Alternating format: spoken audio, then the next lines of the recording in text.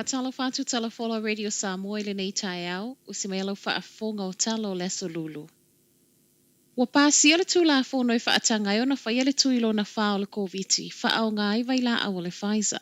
O le ua pasi ele pale mene le tu la fono e sau whanga i tangata e maua lunga le lamatia mai maiti ngā ina. Pe a maua i le COVID ma o lea o le a mawhaie o na whaio lato boosters lo na lua. O le swing o le tu la fono i ei nei. O le a le to e mo o miai le o i le GP po le fo mai wha le a inga e whaia le booster lo na lua. Ma o lona winga wa mawhai lava o na maua e au noa ma le tau tā pā o se pepa talavai. O se teuteunga wa whaia i le mai a whautua ina i le COVID-19 Vaccine Technical Advisory Group o le soifua malolo ina. E mo o mia le whaia o boosters lo na lua o tangata nei le mai ai o le ono masina. Tā luna umo na whaia le ulua i booster.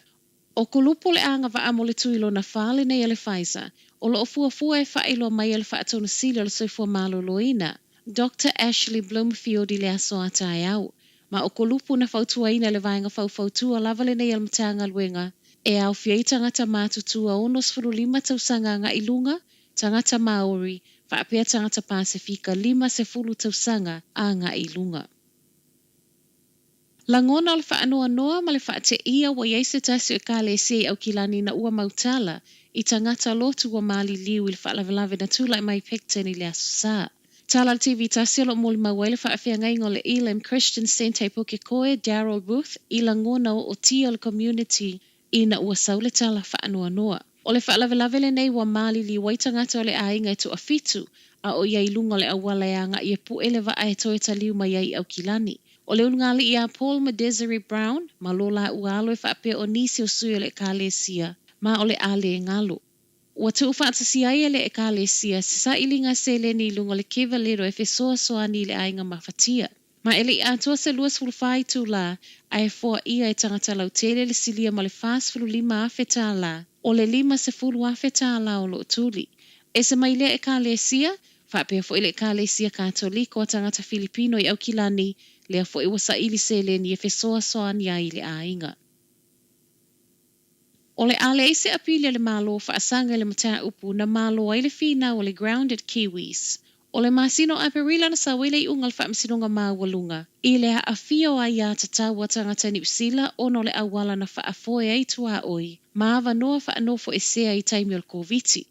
E o mai le soe le ise apili wa whaaulo le malo. Mai le minister fo o le koviti Aisha Verrill na ia whaamaunia na nafi o le ale ise apili le malo. Ma o se whaaiunga wa whaie le mai a tau a ao o whautuanga i le amatanga o le vaiaso nei.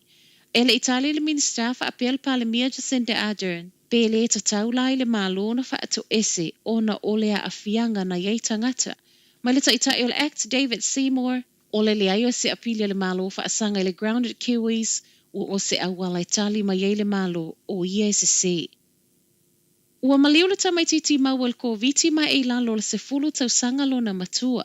Whaamaoninga lea mai le soifua malo loina ma o le tamaititi o lo o haufia whaatasi ma le se fulu fitu tangata ni usila mali liu a ua maua le vairusi. O le toa se fulu i lato nei o alii ma le toa fitu o tamaitai. Ma o nei tangata mali liu na whaamawina i totono le luas fulu faitu la e o mai ananafi. I tangata mali liu na ripotia mai ananafi o le se fulu ono i lato e le vao le 5 se fulu.